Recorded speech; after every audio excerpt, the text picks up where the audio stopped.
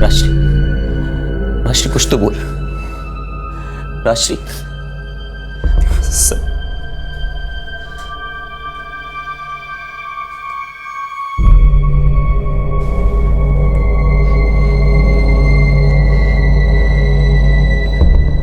देखिए आप घबराइए मत, बताइए क्या हुआ आपके साथ।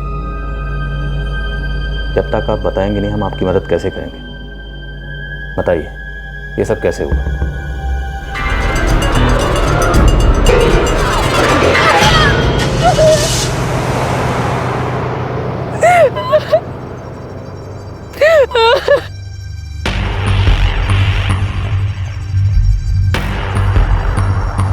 लेडी कांस्टेबल अर्चना बोल रहा हूं, शायद उसे कुछ बता पाए। Yes sir.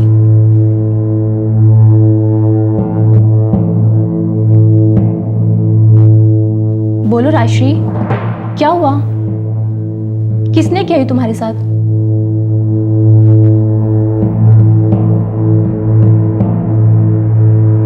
मेरा नाम अजीत है सर, मैं राजश्री का भाई हूँ। क्या हुआ था? सर मालूम नहीं क्या हुआ था, मैं तो इसका लाडो सराय क्रॉसिंग बस स्टॉप पे इंतजार कर रहा था सर।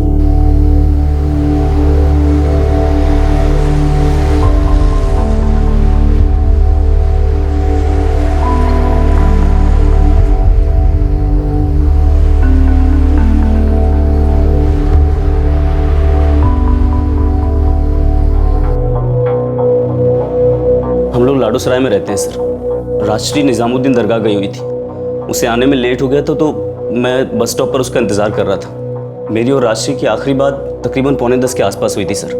उस वक्त ही निजामुद्दीन बस स्टॉप पर ही खड़ी थी।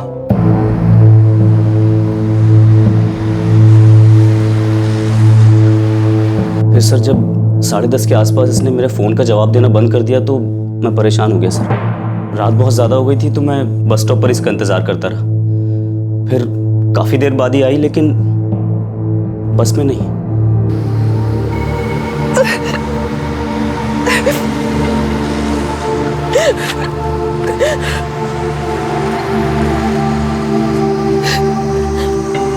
राशि, राशि, राशि, क्या हुआ राशि?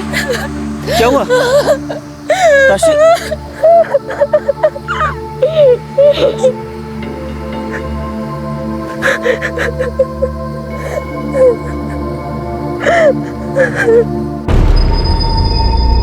मैं समझ गया उसके साथ कुछ गलत हुआ है सर।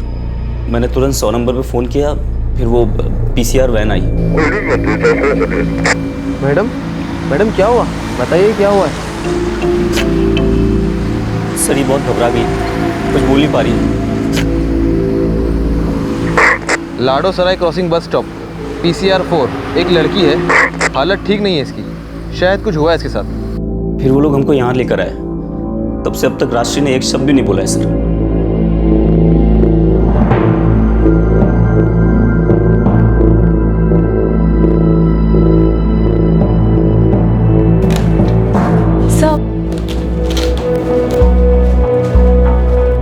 सर उसकी इंजरी देखकर लगता है उस पर किसी ने हमला किया है।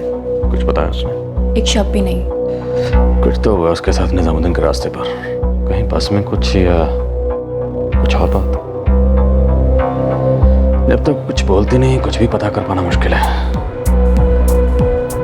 एनीवेज, मामला बहुत सीरियस है।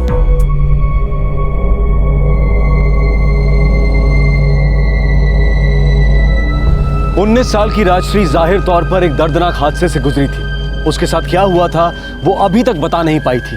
ये साफ था कि जुर्म हुआ है, लेकिन पुलिस अभी तक ये जानने में कामयाब नहीं हो पाई थी कि क्या जुर्म हुआ है। ये जुर्म अगली सुबह तक छुपा ही रहा, जब तक राजश्री चुप रही और फिर वो बोली।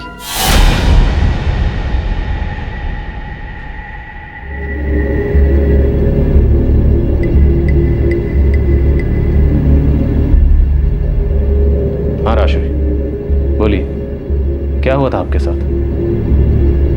मैं निजामुद्दीन दरगाह गई थी। बहुत भीड़ थी वहाँ।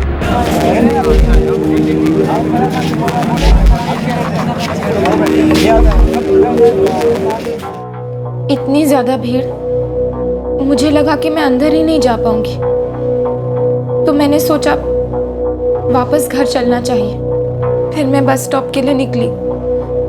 रास्ते में एटीएम में अपना बैलेंस चेक किया।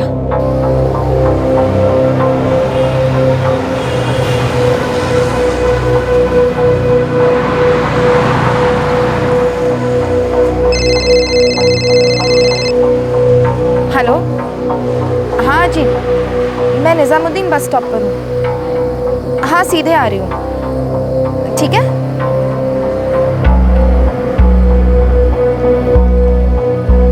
लगता है लास्ट बस चलेगी। आपको कहाँ जाना है? लाडो सराय।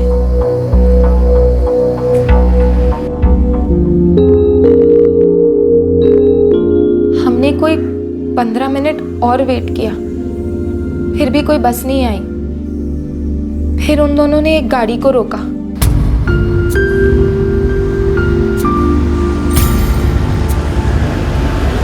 वो जाइलो थी, बस स्टॉप पर आके रुकी।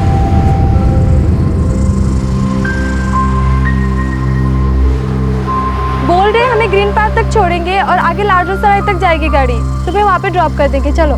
मुझे लगा वो लोग लिफ्ट ले रहे हैं तो बैठना सही होगा।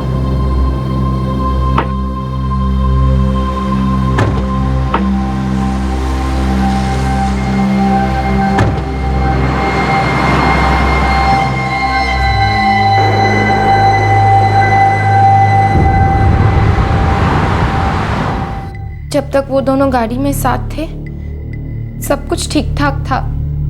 ऐसा कुछ नहीं लगा जिस पर शक हो। सब कुछ ठीक ही लग रहा था।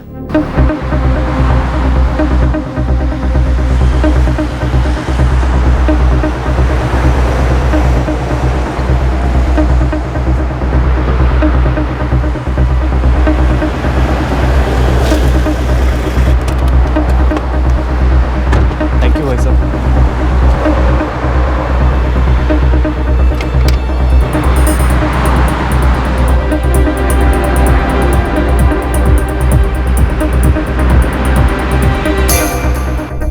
अब उस आदमी के साथ अकेले गाड़ी में मुझे कुछ ठीक नहीं लग रहा था। सारी सड़कें भी खाली सी थी।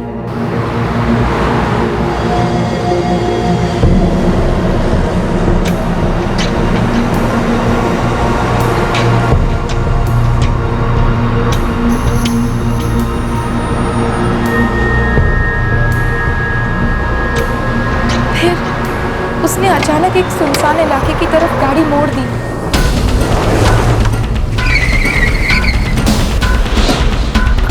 अरे अंकल जी, ये गलत रास्ता है। इससे पहले कि मैं कुछ कर पाती, उसने गाड़ी रोक दी।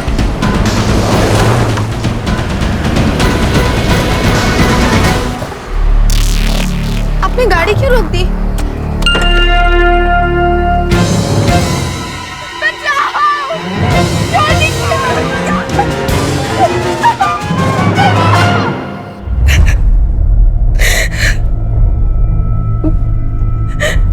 उसने मेरे साथ जबरदस्ती करने की कोशिश की।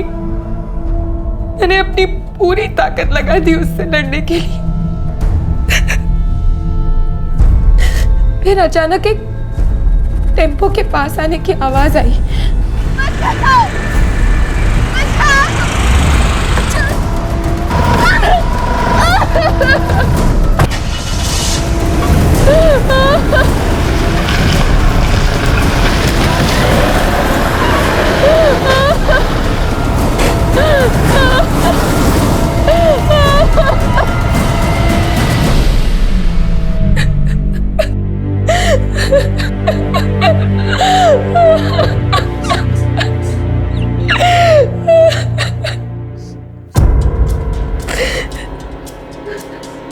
FIR रजिस्टर करो। असॉल्ट और अटेम्प्ट टू रेप का चार्ज लगाओ। Unidentified person. यस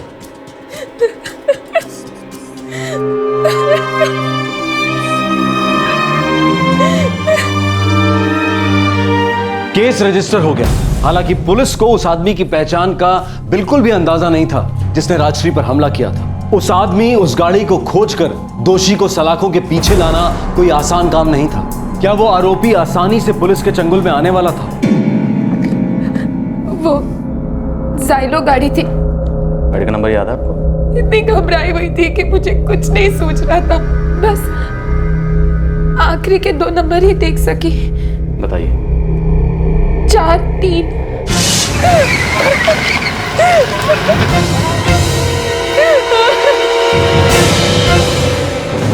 आपने उस आदमी की शक्ल ठीक से देखी?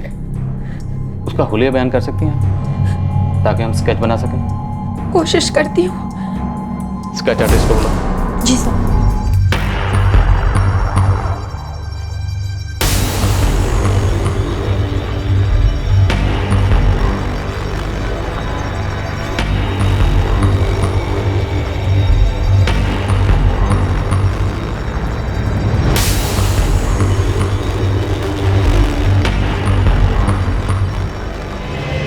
गाड़ी जाइलो थी और लास्ट के 2 नंबर 4-3 थे। इतना क्लू काफी नहीं है।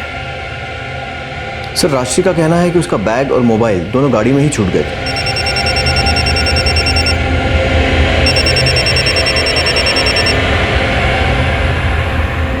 सर, राजश्री का फोन अभी भी ऑन है। मतलब फोन अभी भी गाड़ी के अंदर ही है? सर, वैसे ऐसा होना बहुत मुश्किल है। फोन को ट्रैक करो, हमें उसकी एग्जैक्ट लोकेशन पता करनी होगी। सर,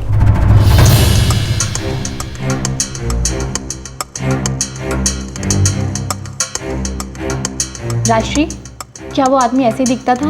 हाँ, लगभग ऐसे ही था।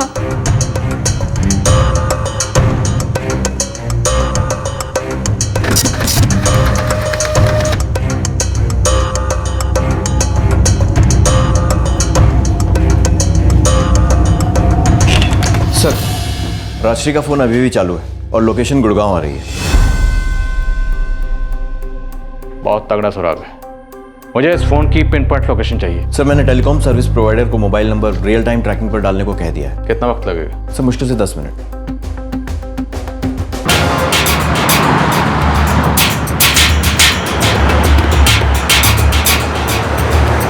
ओके। सर, न्यू गुड़गांव, बंगला नंबर 9/151।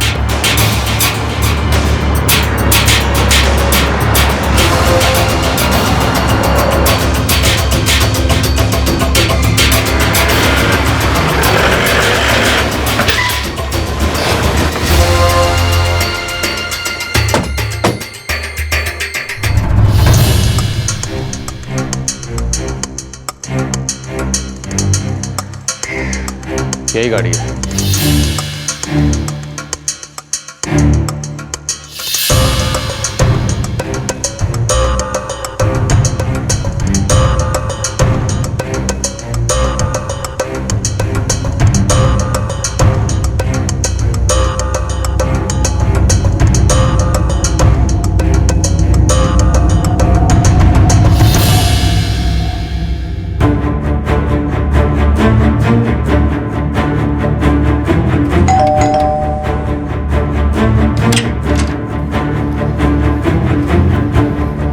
जी ये सफ़ेद जाइलो आपकी? जी हाँ, हमारी है। मेरा मतलब मेरे हस्बैंड के नाम पे है। मनोज लालवानी। हाँ जी। आपके हस्बैंड कुछ ऐसे दिखते हैं?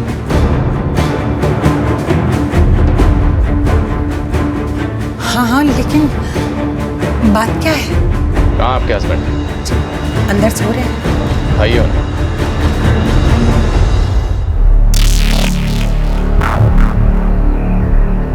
लेकिन मेरी गाड़ी की चाबी आपको क्यों चाहिए? चाबी दे रहे हो या घसीट कर थाने लेके चलो पहले?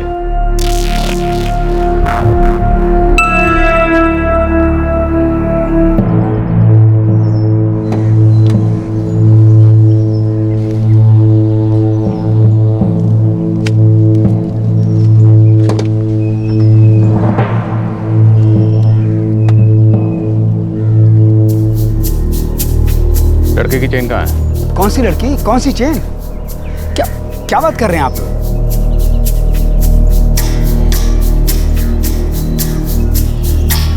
मिल गई सर।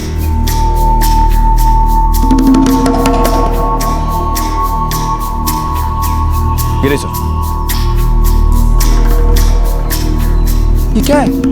क्या प्लान कर रहे हैं आप लोग मेरी गाड़ी में? क्यों फंसा रहे हैं आप लोग मुझे? अभी उल्टा लटकाऊंगा ना, सब सच बोल देगा। आपको कोई गलतफहमी हुई है, कोई फंसा रहा है मुझे। देखिए, अब बोलो, कौन फंसा रहा है तुम्हें? कौन तुम्हारी गाड़ी में चीजें प्लांट कर रहा है? आप गलत इल्जाम लगा रहे हैं मुझ पर। देखिए, मैं एक इज्जतदार बिजनेसमैन हूं और सच में मेरी समझ में नहीं आ रहा कि आप किस लड़की, किस रेप टर्म की बात कर रहे हैं। और रही बात निजामुद्दीन की, कल रात मैं निजामुद्दीन की तरफ गया ही नहीं, बल्कि मैं पूरी रात गुड़गांव में अपनी फैक्ट्री में था। गुड़गांव में कहाँ है तुम्हारी फैक्ट्री?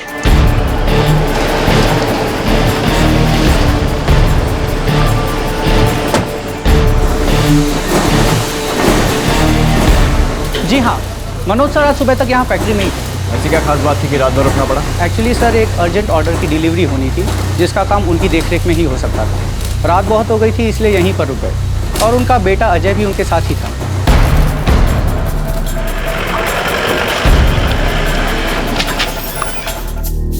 सर, मेरे हस्बैंड बहुत ही रिस्पेक्टेबल आदमी है और वो ऐसा हरगिज नहीं कर सकते। कल रात को तुम भी अपने फादर के साथ फैक्ट्री में थे? हाँ जी सर। सर हम लोग तो अभी सुबह सुबह ही घर लौटे। सर आप ऐसा कर ही नहीं सकते, जरूर कोई बहुत बड़ी मिस्टेक हुई है। आई डोंट नो, मेरी गाड़ी में ये पर्स, मोबाइल, चेन कहाँ से आ गई? मैं तो आज ही सुबह 6 बजे घर लौटा था और गाड़ी पूरी रात मेरी फैक्ट्री के सामने पार्क थी। कोई और भी यूज करता है तुम्हारी गाड़ी? नहीं, ये गाड़ी से मैं ही चलाता हूँ। सर,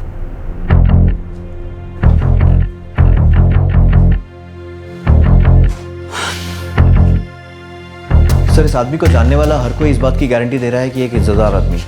सब बोल रहे हैं कि वो उस रात फैक्ट्री में ही था और उसके फ़ोन रिकॉर्ड्स में भी उस रात इसकी लोकेशन, इसकी फैक्ट्री के एरिया गुड़गांव में ही आ रही है।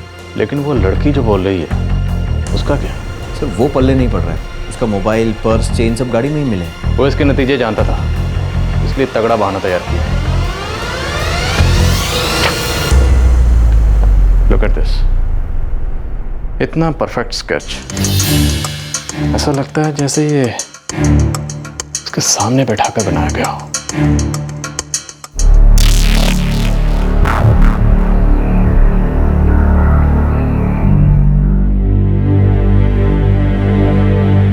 डोंट वरी मम्मा, सब ठीक हो जाएगा। पापा जल्दी निकल आएंगे इस प्रॉब्लम से। जी, पुलिस कोई 2 घंटे पहले आई और उन्हें लेकर गई है। उन्हें कुछ मिला है साइलो में, गाड़ी भी साथ लेकर गई है। राजश्री के साथ जुर्म हुआ था, वो दहशत में थी, सदमे में थी। उसने पुलिस को जो भी जानकारी दी, वो जानकारी पुलिस को एक ही आदमी की ओर ले जाती थी और वो था मनोज लालवानी। लेकिन मनोज लालवानी का दावा था कि उस रात वो अपनी फैक्ट्री में ही था और उसके फोन रिकॉर्ड्स भी यही साबित कर रहे थे कि वो फैक्ट्री में ही था।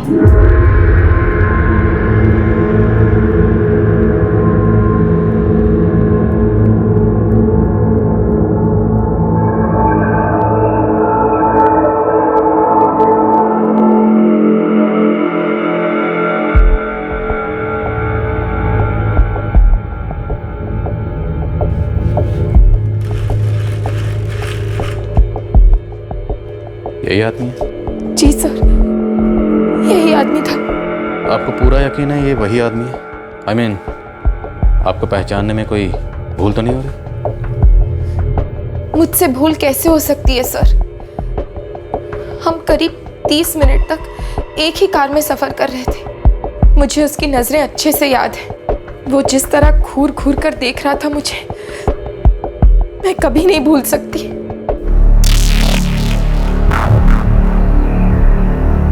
सर ये पक्का वही आदमी है, आप मेरी बात का यकीन कीजिए।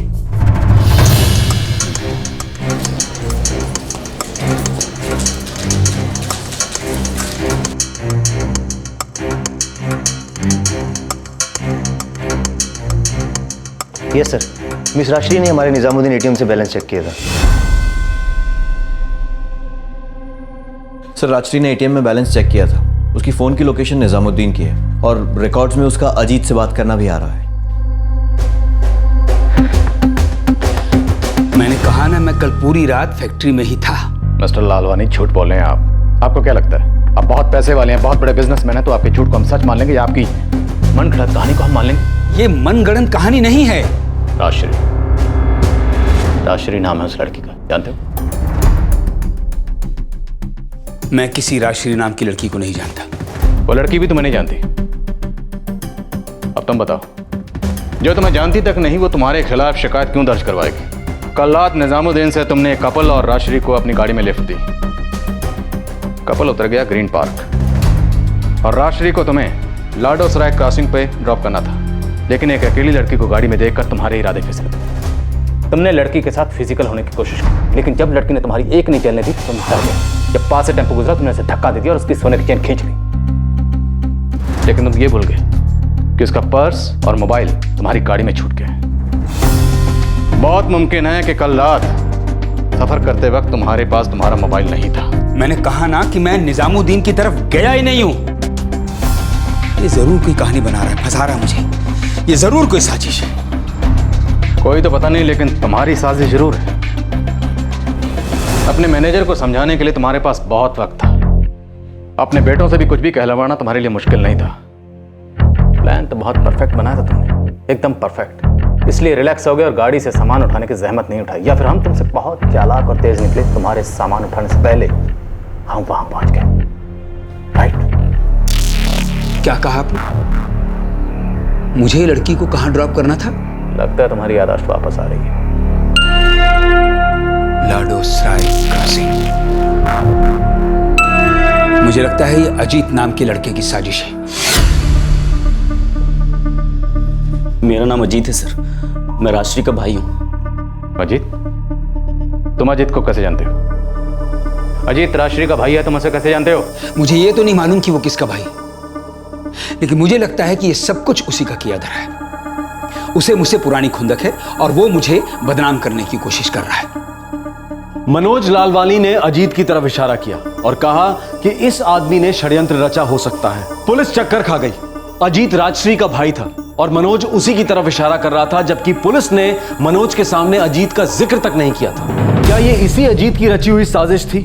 और अगर थी तो कैसे और क्यों? क्या वो साहब मुझे पकड़ में आया क्या? हाँ, पकड़ में आया और तुम्हें अच्छे से जानता भी है। मुझे यहाँ बार बार क्यों बुलाया जा रहा है? क्योंकि हमें मामले की तह तक पहुंचना है।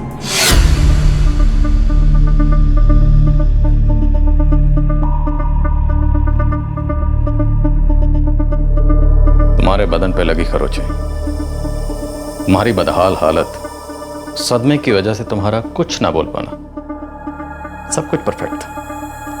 इतना परफेक्ट कि शक पैदा होने का कोई सवाल ही नहीं उठता।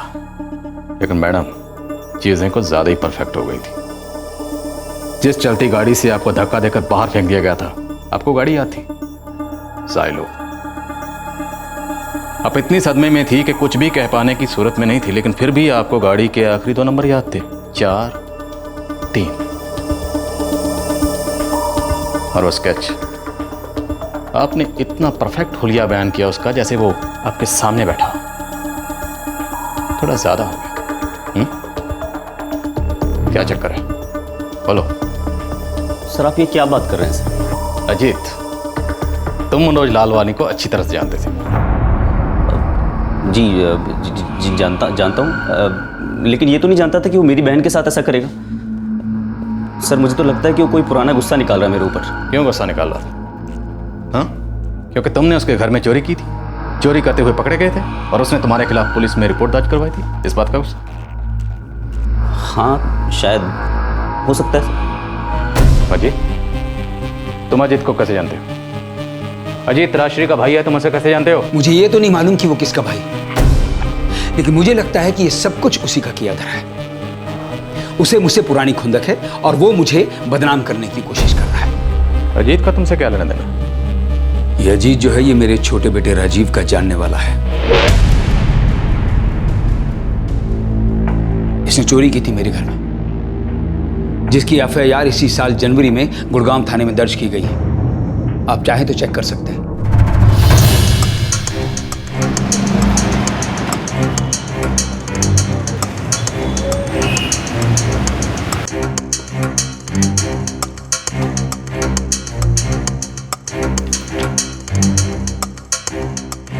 यस सर, मनोज लालवानी ने अपने घर में चोरी के सिलसिले में एक एफआईआर अजीत के खिलाफ दर्ज कराई हुई है। एफआईआर के फॉलोअप का आगे क्या हुआ? सर, चोरी का सारा सामान बरामद हो गया था, कैश और ज्वेलरी थी। अजीत को गिरफ्तार किया गया, फिर छोड़ दिया गया। अजीत के साथ साथ मनोज लालवानी का बेटा राजीव लालवानी भी इसमें शामिल था। उसे अपने बाप से किसी बात की नाराजगी थी, तो उसी ने अपने दोस्त के साथ इस चोरी की पूरी प्लानिंग की थी। क्यों? अब आगे का सच सीधे सीधे बताओगे या तुम लोगों की थोड़ी खातिरदारी करें?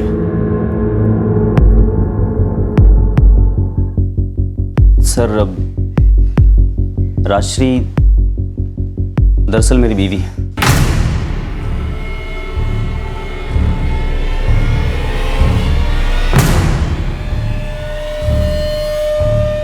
सर, हमारी अभी नई नई शादी हुई है, हमारे पास कोई खास काम नहीं है। अजीत तो दिहाड़ी पे काम करते हैं और मैं भी काम ढूंढ रही हूँ।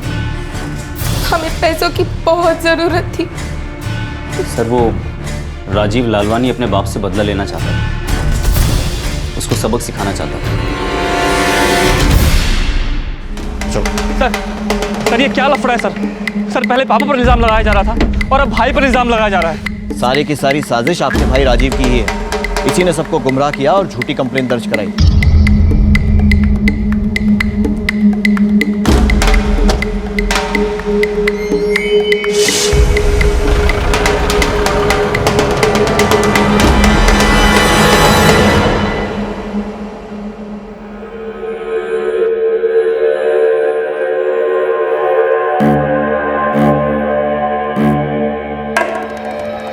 बोलो क्या साजिश है? ये झूठ का ताना बाना क्या है? बोलो, शुरू हो जाओ। मेरा बाप बहुत बड़ा कंजूस है सर। इतना बड़ा रिच बिजनेसमैन होने के बाद भी अपने बेटे को देने के लिए एक फुटी कौड़ी नहीं है उसके पास। जब भी पैसा मांगो तो सिर्फ एक ही जवाब मिलता है, ये सब फिजूल खर्ची है, और खुद जितना चाहे उतना चाहे खर्च कर देता है, और मैं संभल के खर्च करूं, और उसका गुस्सा तो जरा भी काबू में नहीं रहता। बस तुम्हारे इसी लाड प्यार ने बिगाड़ कर धूल बना दिया इसे। अपने घर में चोरी करने लगा, और संगत देखिए इसकी, कैसे नकारा आवारा के साथ मिलकर अपने घर में डाका डालने का प्लान बनाता है। तो फिर मैं क्या करूं डैड? जब भी आपसे पैसे मांगता हूं तो एक ही चीज सुनने मिलती है, पैसे फिजूल खर्ची के लिए नहीं है। बहुत मेहनत से कमाया है ये सब मैंने, तुम्हें मुफ्त में मिला है ना, इसलिए जिंदगी बहुत आसान लगती है तुम्हें। जो भी हो डैड, जिंदगी को ना कॉम्प्लिकेट कैसे करना है ये आपको बड़े अच्छे से आता है। राजीव, तूने जो किया वो गलत है, समझा? और तूने कैसे अजीत टाइप के आदमी के साथ मिलकर अपने ही घर में चोरी कर ली? हद है भैया। अगर जो मुझे चाहिए वो मुझे मिल जाए तो मुझे ये सब करने की जरूरत नहीं पड़ेगी। तुम जो भी डिमांड करते हो सब मिलता है ना तुम्हें, फिर इतने रुपयों की क्या जरूरत है? यही तो प्रॉब्लम है आपकी डैड को, हर चीज का हिसाब चाहिए। ना ना ना सुन के थक गया था मैं सर। दिन भर एक ही प्रवचन सुनते रहो, ऐसा करो ऐसा ना करो, जिंदगी ऐसे जीनी चाहिए, पैसे ऐसे खर्च करने चाहिए, बस पानी सर के ऊपर चला गया था सर। अरे अगर 2-4 लाख तेरा हाथ लग गए तो तेरी लाइफ सेट नहीं हो जाएगी? राजा, लाइफ तो सेट हो जाएगी, लेकिन पकड़े गए तो क्या होगा सोचा है कभी? तेरा तो बाप है वो, तुझे माफ़ भी कर देगा और घर में भी ले लेगा वापस। मेरा क्या होगा? इस बार पकड़ा गया ना, लंबा अंदर जाऊंगा मैं।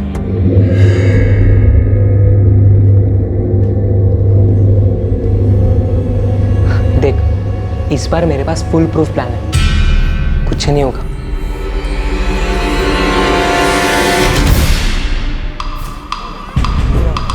राजश्री निजामुद्दीन दरगाह जाएगी, एटीएम में अपना बैलेंस चेक करेगी और फिर बस स्टॉप पे वेट करेगी।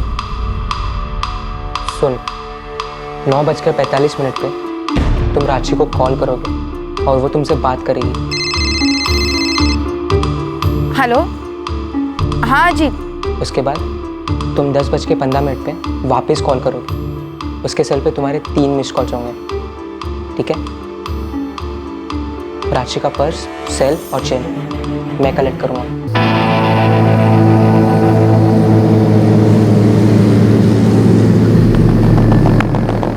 राशि के कपड़े फटे होंगे और इसकी बॉडी पे भी चोट खरोच के निशान होंगे। अजीत, अब तुम लाडो सराय क्रॉसिंग बस स्टॉप पहुँचोगे। वहाँ तुम्हें अपने बहन के इंतज़ार में परेशान दिखना होगा। फिर राजश्री वहाँ फटेहाल हालत में पहुँचेगी और फिर तुम पुलिस को कॉल करोगे। उसके आगे क्या करना है वो तो तुम अच्छे से जानते हो।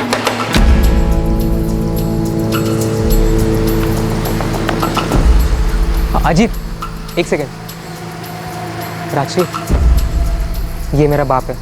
ये फ़ोटो को ध्यान से देख। जब पुलिस हुलिया पूछेगी तो इसका चेहरा बता देना। अच्छे से याद कर लेना है फ़ोटो। और हाँ, याद से रास्ते में फ़ोटो फाड़ के फेंक देना। ठीक है। चल।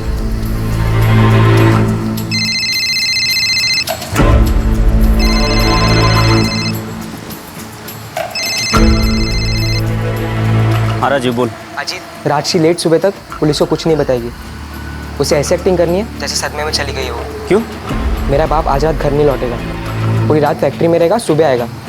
तो मुझे गाड़ी में सामान रखने के लिए टाइम चाहिए। अच्छा ठीक है। और हाँ, याद रखना राजश्री तेरी बहन है। हाँ मालूम है, शादी किए हुए 4 दिन हुआ नहीं और तूने इसको मेरी बहन बना दिया। चल चल ठीक है, तू निकल अब।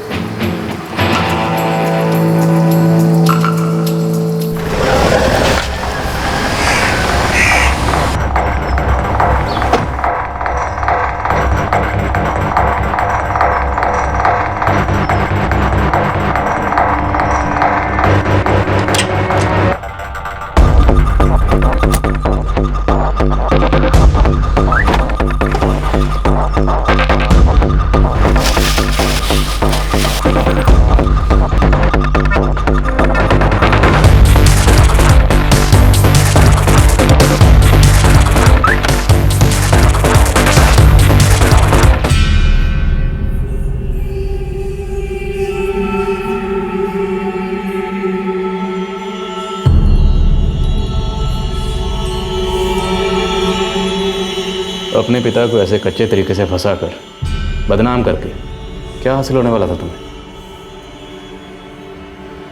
अगर मेरा बाप अंदर गया तो बिजनेस मेरे और मेरे भाई के हवाले। फिर मैं तुझे वही काम पे लगा दूंगा और तुम्हारी सारी प्रॉब्लम खत्म। मेरा भाई मुझे अच्छे से जानता है, कभी काम पे नहीं रखेगा मुझे। एक दूसरा प्लान भी है मेरे पास। एक बार मेरा बाप फंसा तो हम उसे एक डील करेंगे। केस वापस लेने के बदले लाखों मांगेंगे।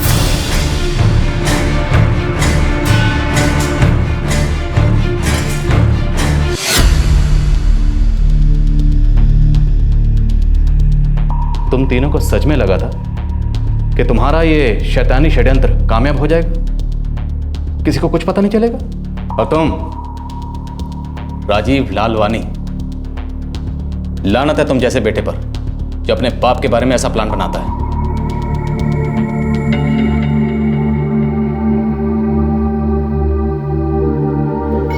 मेरा बेटा, मेरा अपना बेटा ऐसी घटिया हरकत कर सकता है मेरे खिलाफ?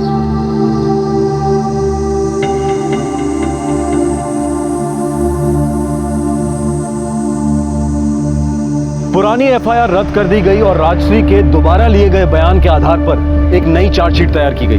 मनोज लालवानी का बयान दर्ज करने के बाद उन्हें रिहा कर दिया गया। फिलहाल राजीव, अजीत और राजश्री तीनों ही पुलिस हिरासत में नहीं है और पुलिस अदालत में चार्जशीट दायर करने की प्रक्रिया में है। एक 19 साल का बेटा अपने पिता के खिलाफ अपना गुबार निकालने के लिए उन्हें एक वाहियात जुर्म में फंसाने की कोशिश करता है। एक नया शादीशुदा जोड़ा जो 20 की उम्र से कुछ ही ऊपर का था, उसके जुर्म का भागीदार बनता है। एक शैतानी षड्यंत्र रचा जाता है पिता से पैसे निकलवाने के लिए। जागरूक पुलिस विभाग ने केस के आते ही मुस्तैदी से काम किया। अगर जरा भी ढील बरती जाती तो उन्हें बहुत आक्रोश और क्रिटिसिज्म झेलना पड़ता। औरतों के खिलाफ बहुत संगीन जुर्म हो रहे थे और इसी बात का फायदा उठाते हुए कुछ लोगों ने इस जुर्म की कहानी गढ़ी थी। आज के युवाओं में पनप रही इन शैतानी हरकतों का जिम्मा क्या गिरते हुए सामाजिक और सांस्कृतिक मूल्यों के मत्थे मर देने से हल निकल जाएगा? क्या वैल्यूज और समझदार समाज की बात का राग अलापते रहना सब कुछ ठीक कर देगा? बच्चों की तो छोड़िए, बहुत सारे पढ़े लिखे समझदार लोग भी जब किसी मॉल में डिस्काउंट सेल लगती है तो लाइन लगाने पहुंच जाते हैं। इन बेचने वाले बड़े बड़े बिजनेस हाउसेस की मानसिकता को तो हम नहीं बदल सकते हैं, जो चाहते हैं कि हम ज्यादा और ज्यादा खर्च करें, जो हमारे अंदर हर चीज को पाने की चाह पैदा करने का कोई मौका नहीं चूकते हैं, जो हमें ज्यादा कमाने और उससे भी ज्यादा उड़ाने का हौसला देते हैं, जो हमारे सपने बदल देना चाहते हैं। वो जो बेचते हैं उसे हमारे सपनों की लिस्ट में डाल देना चाहते हैं। चाहना और चाहना, सब कुछ चाहना, हर वक्त हमेशा चाहना, पैसे कमाने और खर्च करने की भूख जगाए रखना। हर कदम पर इन सब बातों पर अंकुश रखना शायद बहुत जरूरी होता है। क्या मैं इस चीज को सच में चाहता हूं? ये सवाल करना बहुत जरूरी होता है। चाहे ये बातें कितनी ही संत महात्माओं जैसी क्यों ना लगे, लेकिन खुद से कुछ सवाल जरूरी होते ही हैं, हमेशा। हमारे आज के एपिसोड की दूसरी कहानी।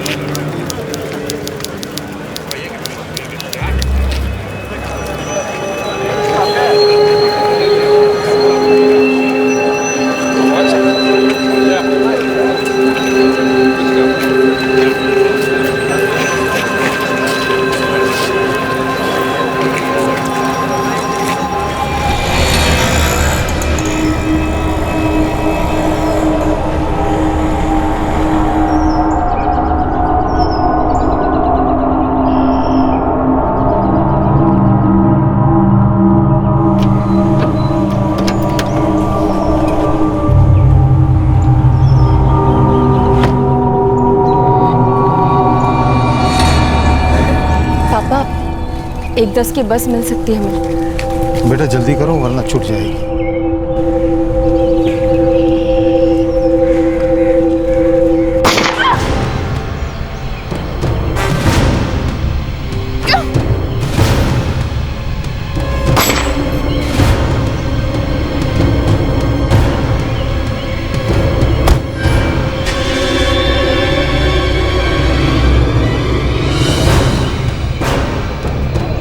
भाई वो गोली चलाई एक आदमी ने, वो ब्लैक सेंटर के पास।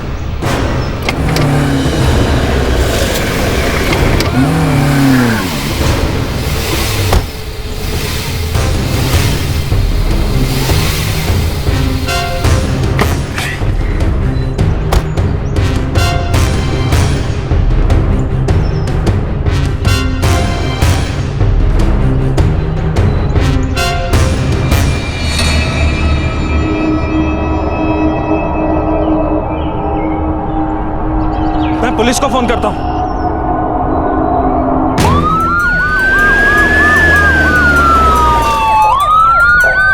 हटो हटो हटो, आप लोग हटिए।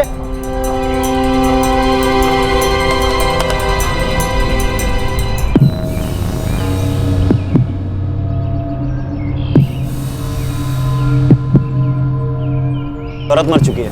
और आदमी बेहोश है सर, सांसें चल रही हैं। सर मैंने फोन किया था।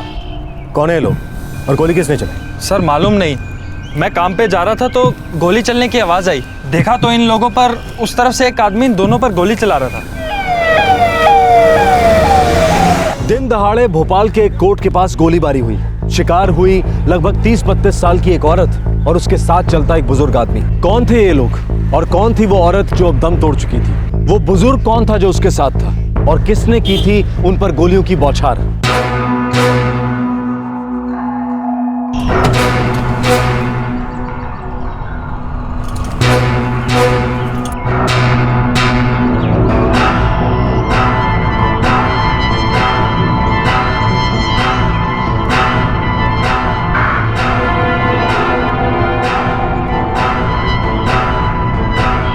सर वो गाड़ी में बैठकर भागने की कोशिश कर रहा था।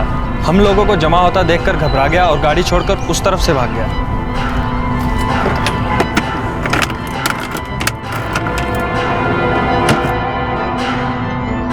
सर गाड़ी में कोई पेपर नहीं मिला है, ये पिस्टल मिली है बस। आरटीओ से पता करो ये गाड़ी किसकी? सर उसकी उम्र कितनी थी? जवान था, अधेड़ था, बुजुर्ग? हाइट कितनी थी? दिखने में कैसा था ये गोली चला? सर ये 30-35 साल का था, दुबला पतला सा, और चेहरे पे सर उसके 2-4 दिन की दाढ़ी थी।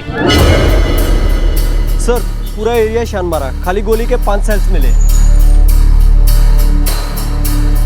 उसने 5 गोलियां चलाई थी?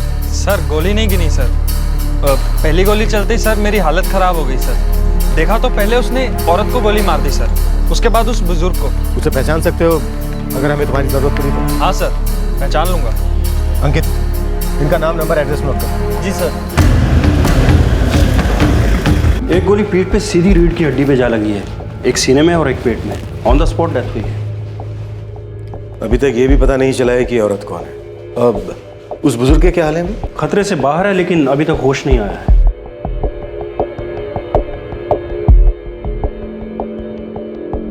इनके बाएं हाथ और दाएं पैर से 2 गोलियां मिली हैं। सीवियर फ्रैक्चर्स हैं। ये अभी तक सदमे में है, इसलिए कुछ बोलने की स्थिति में नहीं है।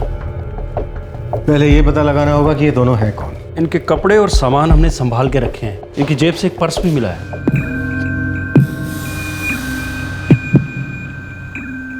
कैलाश नाथ शर्मा, गोविंद नगर, भोपाल। इसकी जरूरत पड़ेगी हमें। यस।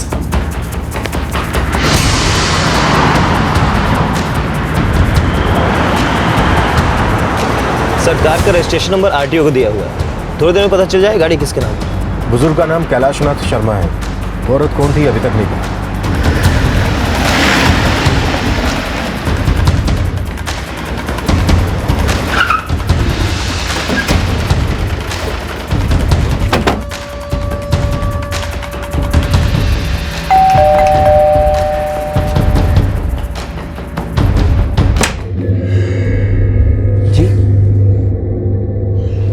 कैलाशनाथ शर्मा यही रहते हैं? जी हाँ, ये उन्हीं का घर है। मेरे पापा हैं वो।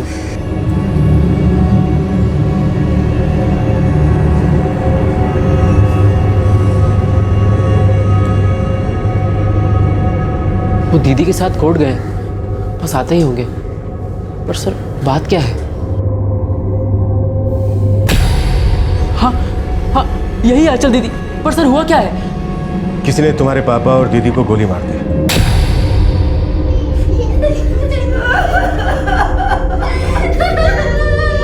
अभी कहाँ है वो लोग? अस्पताल में। कैलाशनाथ जी खतरे से बाहर हैं, लेकिन बेहोश हैं। और आंचल की मौत हो चुकी है।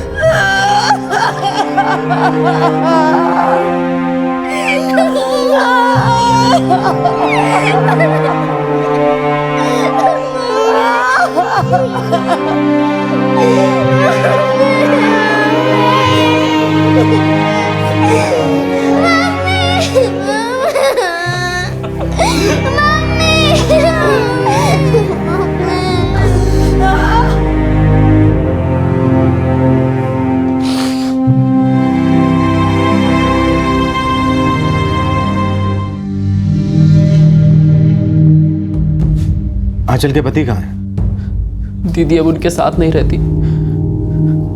वो दोनों 8 महीने पहले ही अलग हो चुके थे। तुम्हारे पिताजी और दीदी कोर्ट क्यों गए थे? आज कोर्ट में उनकी सुनवाई थी।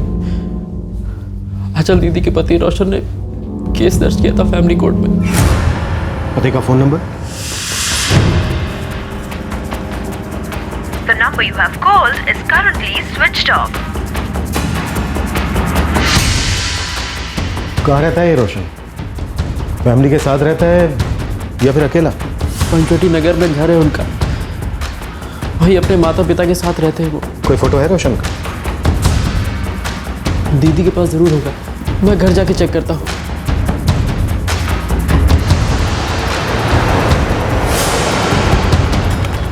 सर, 1-2 घंटे के अंदर रोशन की फोन की लोकेशन का पता चल जाएगा। दोनों अलग हो चुके थे। पति ने पत्नी के खिलाफ कोर्ट में केस दर्ज किया और दोनों के बीच कोर्ट में ही कुछ ना कुछ हुआ। हाँ, अगर गोली उसने मारी है तो।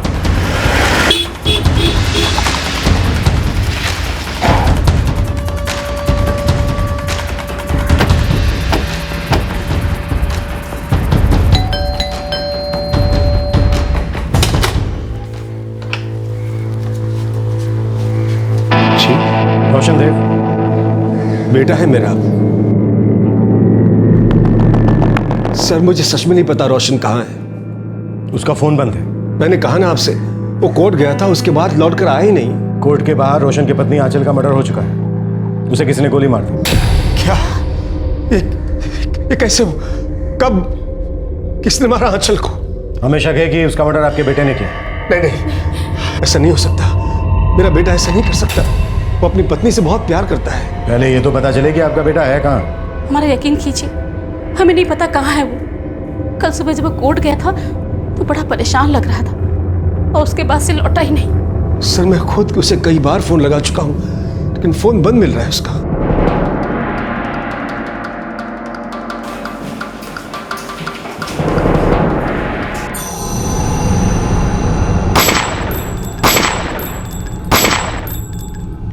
हाँ सर, ये वही आदमी है। सर, आई विटनेस योगराज का कहना है कि गोली चलाने वाला रोशन ही था और SID से पता चला है कि वो गाड़ी रोशन की ही थी। उसकी फोन की लोकेशन का कुछ पता चला? सर, आखिरी लोकेशन कोर्ट के आसपास की थी, उसके बाद से उसका फोन स्विच ऑफ है। ये बात साफ हो चुकी थी कि आंचल और उसके पिता कैलाश नाथ पर गोली चलाने वाला कोई और नहीं, आंचल का पति रोशन ही था। ऐसा क्या हुआ था पति और पत्नी के बीच कि पति ने पत्नी की जान लेने जैसा कदम उठाया? क्या इस जुर्म की दस्तक तब तक किसी ने नहीं सुनी थी? मेरा बेटा परेशान जरूर था साहब, मगर वो ऐसा कभी नहीं कर सकता। प्रकाश जी, हमारे पास इस बात के सबूत हैं कि आपके बेटे ने ही अपनी पत्नी और ससुर पर गोली चलाई और तब से वो लापता है। कानून से भागकर उसकी परेशानी और बढ़ेगी और अगर आपने उसे बचाने की कोशिश की ना तो आपकी परेशानी भी बढ़ेगी। भगवान की कसम साहब, मैं कुछ भी नहीं जानता कहां है वो। अब क्या बचाऊंगा उससे?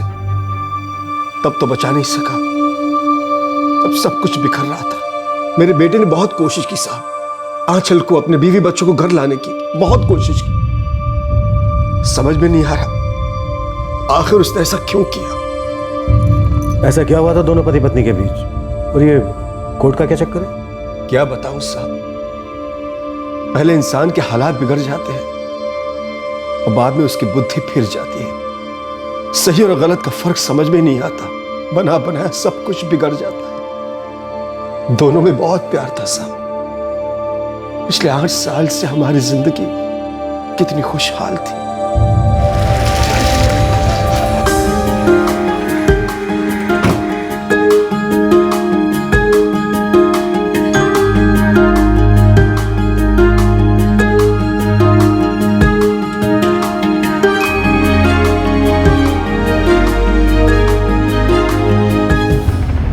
सब कुछ अच्छा चल रहा था।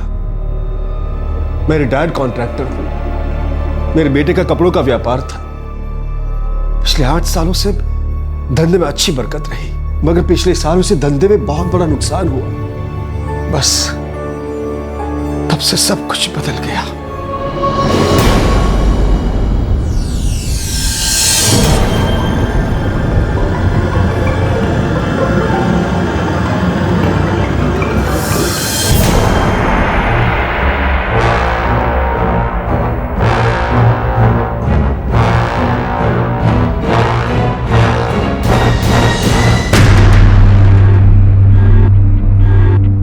साल का रिश्ता धंधे के एक नुकसान से कमजोर हो गया।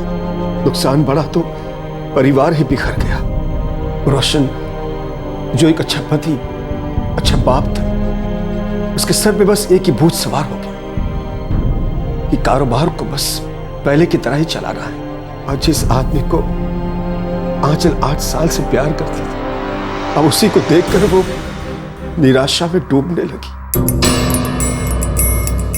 बेटा, धंधे में नुकसान हो जाता है कभी कभी। बाबूजी, अगर धंधे में नुकसान की बात होती तो अलग बात थी। यहाँ तो नौबत धंधे को बंद करने की आ गई है। तो बेटा कोई और काम ढूंढ ले। बाबूजी, इतनी जी जान लगा के, मेहनत लगा के इस बिजनेस को खड़ा किया है, ऐसे कैसे इसे डूब जाने दो? बाबूजी, मुझसे नहीं होगा, मैं सब कुछ ऐसे नहीं जाने दे सकता। रोशन, बचा क्या है जो जाने नहीं दोगे? सब कुछ खत्म हो चुका है, बस तुम्हें दिखाई नहीं देता। तो क्या करूं? कोशिश कर तो रहा हूं अपने बिजनेस को दोबारा से खड़ा करने की। अगर तुम मेरा साथ नहीं दे सकती तो कम से कम मेरा जीना तो मुश्किल मत करो। रोशन, पिछले 6 महीने से एक पैसे की भी आमदनी नहीं हुई। मैं इस घर को कैसे चला रही हूँ तुम्हें जरा भी अंदाजा है? तुम आज का वक्त देख रही हो और हम दोनों ने जो अच्छा वक्त बिताया वो भूल गई। तो तुम ही बताओ, सच्चे वक्त का क्या करूं मैं? पिछले 6 महीने से मैं और मेरे बच्चे तुम्हें दिन रात निराशा में डूबे हुए देख रहे हैं। तुम सारा दिन घर से बाहर रहते हो, भगवान जाने क्या करते हो। रोशन देखो, हकीकत से मुंह फेर लेने से सच्चाई बदल नहीं जाएगी। रोशन, तुम चाहो तो एक बार फिर से नए सिरे से शुरुआत कर सकते हो। कहीं छोटी मोटी नौकरी कर लो फिलहाल। मैं कुछ ज्यादा नहीं मांग रही हूँ तुमसे, सब कुछ पहले जैसा अच्छा हो जाएगा फिर से। मेरा बिजनेस क्या ठप हो गया? तुम तो मुझे हर चीज में नाकाम समझने लग गई हो। रोशन, बेहतरी इसी में है कि तुम हकीकत से नजरें मिलाओ, आंखें मत चुराओ उनसे। वक्त रहते तुम्हें सब कुछ ठीक करना है। अगर इन हालात से बाहर निकलना है तो वक्त रहते निकलना है, क्योंकि वक्त किसी का इंतजार नहीं करता।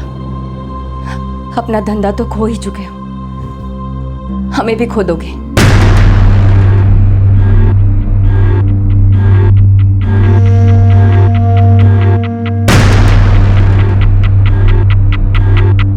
रोशन तो बस अपने धंधे को पटरी पर लाने की धुन में पागल था। उसे नजर ही नहीं आ रहा था कि उन दोनों का रिश्ता टूटने की कगार पर है। आंचल ये बर्दाश्त न कर सकी और एक दिन बच्चों के साथ घर छोड़कर चली गई। बेटा ऐसा मत कर, ये ठीक नहीं है। ऐसे तो हालत और बिगड़ जाएंगे। बहुत हो चुका, मैंने चुपचाप रहकर बहुत सह लिया और अब मुझे रोशन के साथ रहने में कोई मतलब नजर नहीं आता। और जो कुछ भी चल रहा है उसका बच्चों पर और मुझ पर बहुत बुरा असर पड़ रहा है। हम मिल बैठ के बात करते हैं, रोशन को मैं समझाता हूँ। पापा पिछले 6 महीनों से यही सब तो हो रहा है। क्या रोशन पर एक पैसे का भी फर्क पड़ा? बेटा एक बार और कोशिश करते हैं। पापा आपको कोशिश करनी है तो आप कर लीजिए, लेकिन मैंने अपने और अपने बच्चों के लिए फैसला कर लिया है।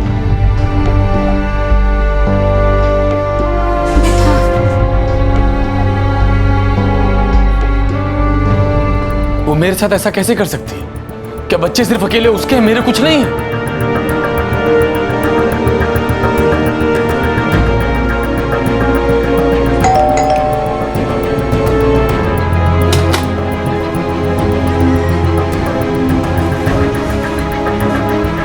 आंचल कहाँ है सोनू? बच्चों को लेके बाहर गई है।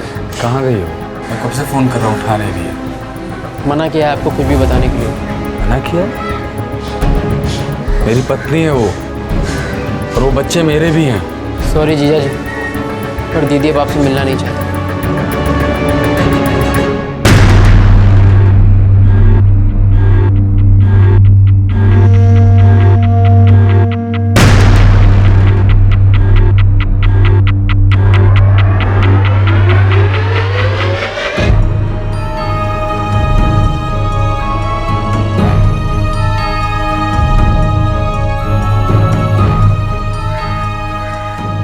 दामाद जी आप बेकार में परेशान कर रहे हैं मेरी बेटी को। अब पीछा छोड़िए उसका। बाबूजी सब कुछ तो खो ही चुका हूँ मैं। बस एक परिवार बचा है मेरे पास और आप कह रहे हैं उसे भी छोड़ दूं? रोशन जी कोई सब कुछ यूं ही नहीं खोता, और आपने बचाने की कोशिश भी कहाँ की। घर को डूबता देख आप तो मुंह फेर करके बैठ गए। क्या करती मेरी बच्ची। देखिए उसने तय कर लिया जो करना था, वो आपके घर नहीं आना चाहती। एक बार आप मुझे उससे मिलने का मौका दीजिए, मैं उससे बात करना चाहता हूँ, उसको समझाना चाहता हूँ। वो ऐसे कैसे मुझे छोड़ के जा सकते? आप मुझे मिलने दीजिए। हम दोनों ने बहुत अच्छी जिंदगी गुजारी है साथ में। आप ही ने उजाड़ दी रोशन जी।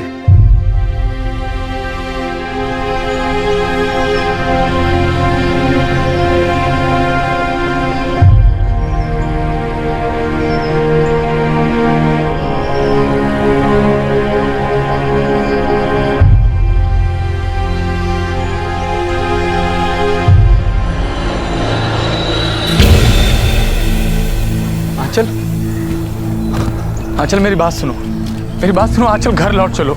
आंचल मैं सब कुछ ठीक कर दूंगा। मैं तुमसे बहुत प्यार करता हूँ, तुम्हें चाहता हूँ। तुम्हारे बिना और बच्चों के बिना मैं नहीं जी सकता। आंचल मेरी बात सुनो, तुम मुझे छोड़ के ऐसे नहीं जा सकती। क्यों नहीं जा सकती रोशन? क्या कर रही हूँ मैं तुम्हारे साथ? तुम्हें जो बर्बादी करनी थी वो तुम कर चुके। अब मैं अपना और अपने बच्चों का भविष्य बचा रही हूँ। मैं हाथ जोड़ती हूँ, चले जाओ रोशन।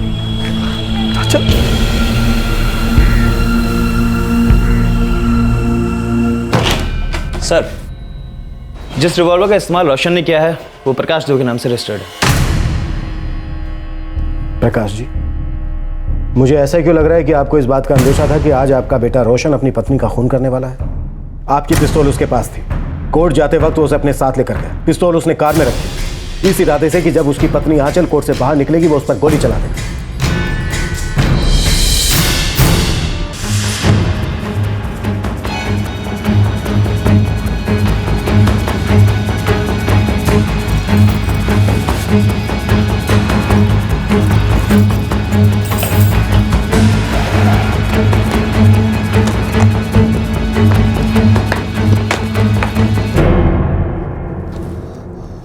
मेरी गन नहीं है। मेरा यकीन कीजिए सर, मुझे सच में नहीं पता रोशन कब ले गया। सुबह से बहुत परेशान था। कोर्ट जाने के लिए निकला था, मगर ये कभी नहीं सोचा था कि वो ये सब कर देगा। बेटा लड़ झगड़ के आंचल और बच्चों को वापस लाने की कोशिश मत करो, इससे कुछ हासिल नहीं होगा। लड़ना है तो वक्त से लड़ो, अपनी जिंदगी को हाथ में लो। खुद की गाड़ी पटरी पे आ जाएगी तो बीवी और बच्चे अपने आप घर वापस आ जाएंगे। पापा आंचल मेरे साथ ऐसा नहीं कर सकते।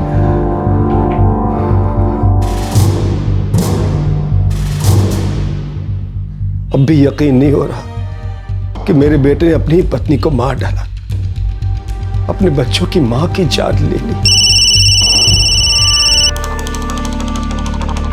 Hello sir. जी sir, thank you sir. Kailashnath ji को होश आ गया है, डॉक्टर कहना है कि वो बात कर सकते हैं।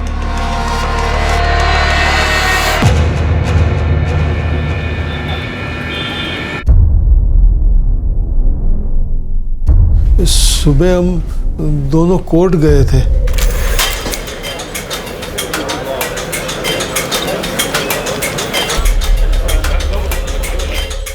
रोशन हमसे बहुत पहले कोर्ट आ चुका था।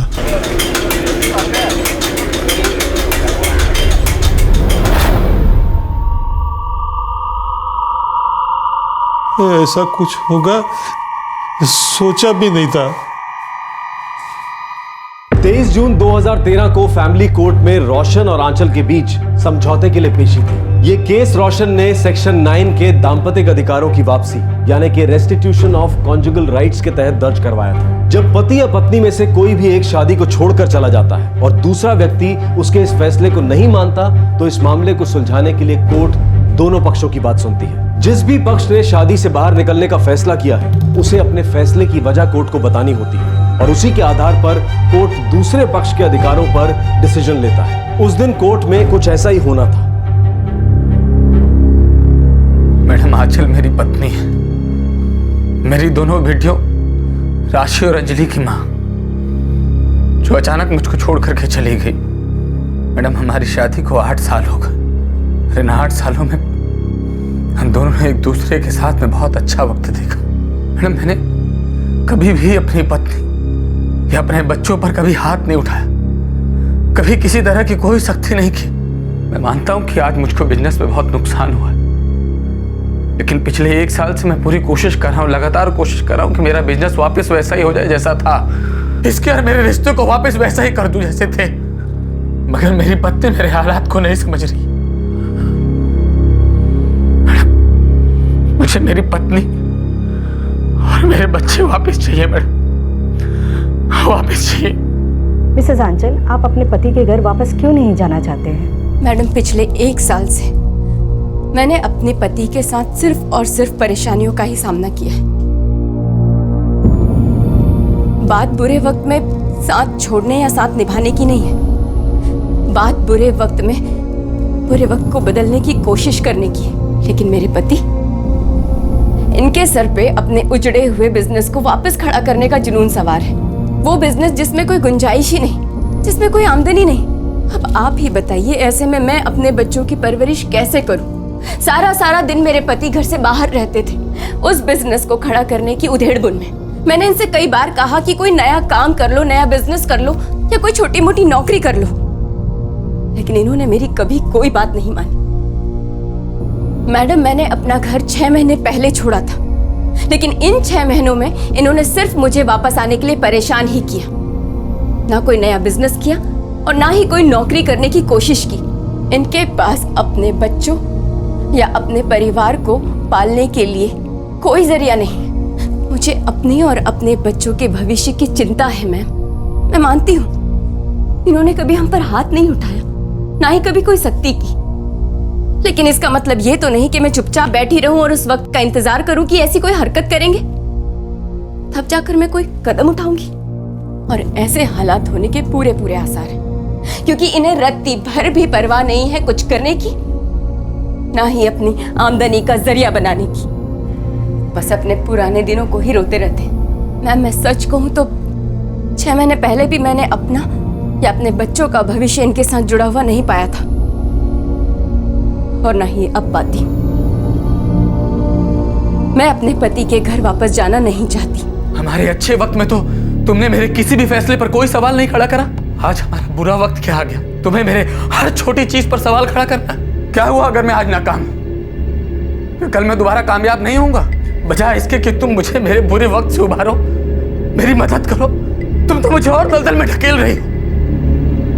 मुझसे मेरे जिंदा रहने की वजह छीन रही हो, मुझसे मेरे बच्चे छीन रही हो। और ये आदमी और इसका बेटा हम दोनों के रिश्ते को सुधारने के बजाय उसको और बिगाड़ रहे हैं। हम दोनों को एक दूसरे से अलग कर रहा है, एक दूसरे से दूर कर रहे हैं। मैडम, मुझे मेरा परिवार वापस चाहिए, मुझे मेरा परिवार वापस चाहिए मैडम, चाहे कुछ भी हो। Mister Roshan, calm down please. नहीं मैडम, मुझे आपका कोई और फैसला मंजूर नहीं होगा। मुझे मेरा अगर इसी तरह आपने ऊंची आवाज में बात की तो मजबूरन मुझे आपको बाहर निकलवाना होगा। ये अदालत इस केस की सुनवाई 24 जून को करेगी और आंचल, आपको अपने पति के घर न लौटने के बजाय कोर्ट में लिख कर देना होगा। Thank you ma'am. आंचल और मैं कोर्ट रूम से निकल के बस स्टैंड की तरफ जा रहे थे। बिल्कुल पता नहीं था कि रोशन हमारा पीछा कर रहा है।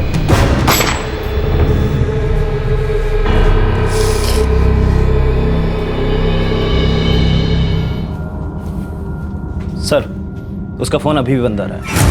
सिंह, उसके घर के बाहर निगरानी बढ़ा दो। उसके पिता के फोन को ट्रैकिंग पे डाल दो, हो सकता है वो दूसरा फोन इस्तेमाल कर रहा हो। और अपने सारे खबरियों को उसको फोटो दे दो। वो अपनी पत्नी का खून करके भागा है, जिसे वो अपने घर वापस लाना चाहता है। हम भी देखते हैं वो अब कब तक भागेगा।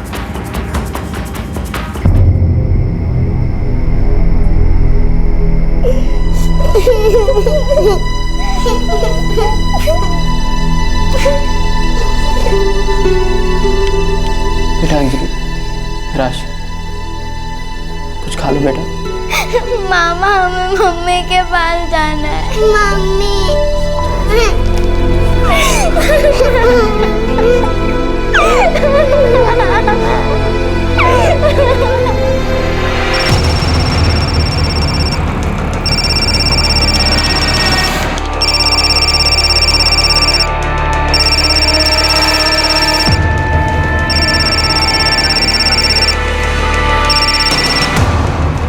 हाँ रोशन, हाँ बोले यार, कहाँ है तू? कौन बोल रहा है? आप कौन बोल रहे हैं? मैं कांस्टेबल खुराना बोल रहा हूँ, चौक थाने से। हाँ जी साहब, क्या बात है? ये रोशन का ही नंबर है ना?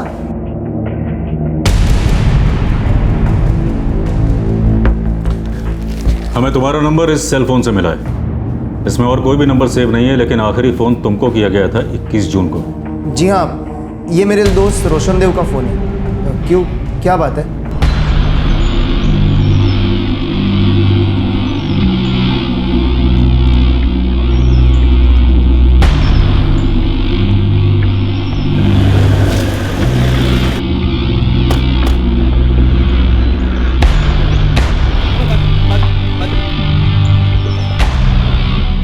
हमें कोई 9:30 बजे फ़ोन आया था। एक आदमी वहाँ से गुजर रहा था, उसने खबर दी। जी हाँ सर, यही रोशन है। मैं कल से इसे फ़ोन करने की कोशिश कर रहा था, लेकिन इसका फ़ोन ही बंद आ रहा था। इसने अपनी पत्नी का खून किया है। मुझे कल पुलिस का फ़ोन आया था।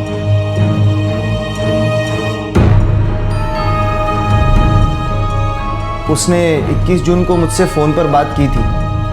बेहद परेशान था वो, और उसकी पत्नी बच्चों को साथ लेकर उसे छोड़कर चली गई। दोस्त था मेरा, बहुत समझाया कुछ और काम कर ले, बस इस सिचुएशन को हैंडल कर, बाद में डूबे हुए बिजनेस को आगे बढ़ाना। पर वो सुने तब ना। और फिर जब उसकी बीवी बच्चों को साथ लेकर उसे छोड़कर चली गई, उसके बाद तो बिल्कुल हार गया। बहुत चाहता था अपनी बीवी, बच्चों से भी बहुत प्यार करता था।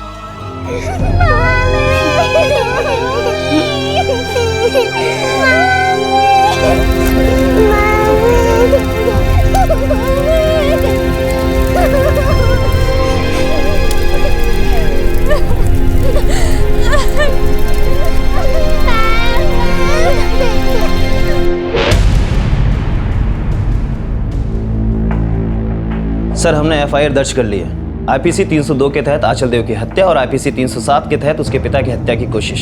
सर, इनमें आरोपी है रोशन देव। और सर जहांगीराबाद थाने के आत्महत्या का पीड़ित भी वही रोशन देव है। इन्वेस्टिगेशन की रिपोर्ट फाइल करो, कोर्ट भेजनी पड़ेगी।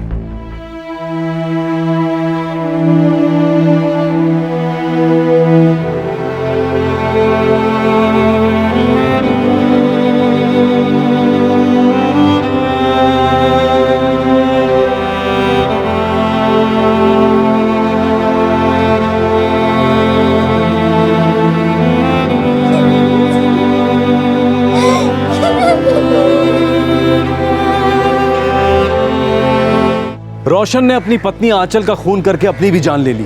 वो पत्नी और बच्चों से अलग होने का सदमा बर्दाश्त नहीं कर सका। आंचल तब तक रोशन के पास नहीं जाना चाहती थी जब तक वो बर्बाद हो चुके व्यापार को फिर से खड़ा करने के जुनून से बाहर नहीं आ जाता और कहीं नौकरी नहीं कर लेता। और रोशन ना वो निराशा से बाहर आने के लिए राजी था और ना ही ये मानने को कि कारोबार फिर से खड़ा नहीं हो सकता। आखिरकार जो अपना सब कुछ खो चुके थे वो थे उन दोनों के 2 मासूम बच्चे। वो अपने माँ बाप दोनों खो चुके थे। कौन तय करे कि कौन सही और कौन गलत, बल्कि ये तय करना भी गलत होगा। ये तो एक ऐसी लड़ाई थी जिसमें सभी को बस हार ही मिली। कई बार हालात हमें हार मान लेने पर मजबूर कर देते हैं। ऐसे में अगर लड़कर उबरने की कोशिश की जाए तो हर मुश्किल पार हो सकती है। और हालात का सामना करने की ताकत खुद में ना हो तो मदद के लिए हाथ बढ़ाने में ही समझदारी है। क्या रोशन और आंचल की परेशानियों का किसी और तरह से समाधान नहीं हो सकता था? अगर वो किसी काउंसलर की मदद लेते तो, किसी और से अपनी समस्याओं के बारे में बात करते तो, काश उन्हें कोई समझा पाता कि उनके बच्चों को उन दोनों की कितनी जरूरत है। दूर से देखने पर औरों की परेशानियां शायद आसान लगती हैं, लेकिन मुश्किलों का पहाड़ किसी पर ऐसे टूट पड़े तो ये कहना बहुत मुश्किल है कि जिंदगी क्या रुक लेगी और कौन सी समस्या किसके लिए मुश्किल बन जाएगी। ऐसे में समझदारी से, शांति से हालात का सामना करना बहुत जरूरी है। एक रिश्ते का कितना दुखद अंत, वो भी तब जब दोनों एक दूसरे से प्यार करते थे। आंचल चाहती थी कि रोशन खुद को बदले, कोई नया काम करे, और रोशन की जिद थी कि आंचल घर वापस लौट आए। दोनों के बीच का सहमति का पुल टूट चुका था। आपसे फिर मुलाकात होगी क्राइम पेट्रोल दस्तक में एक और नए केस के साथ। इस तरह के और भी एपिसोड देखने के लिए हमारे चैनल को सब्सक्राइब करें और बेल आइकन दबाना ना भूलें।